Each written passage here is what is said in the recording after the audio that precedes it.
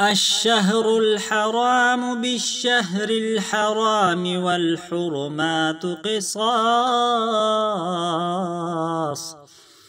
فمن اعتدى عليكم فاعتدوا عليه بمثل ما اعتدى عليكم، واتقوا الله واعلموا أن الله مع المتقين.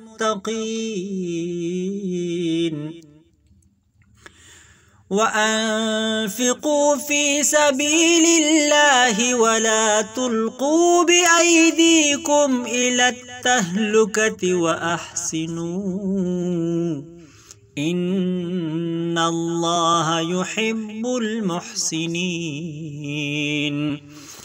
وأتموا الحج والعمرة لله، فإن أحصرتم فما استيسر من الهدي، ولا تحلقوا رؤوسكم حتى يبلغ الهدي محله، فمن كان منكم مريضا أو به أذى من رأسه ففدية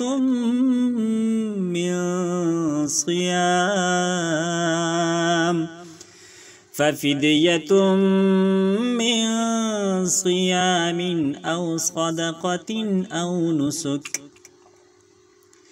فإذا أمنتم فمن تمتع بالعمرة إلى الحج فما استيسر من الهدي، فمن لم يجد فصيام ثلاثة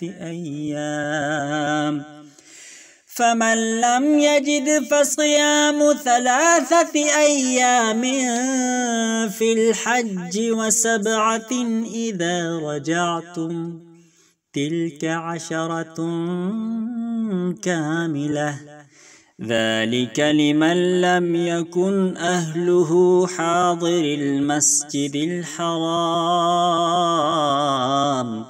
واتقوا الله واعلموا أن الله شديد العقاب.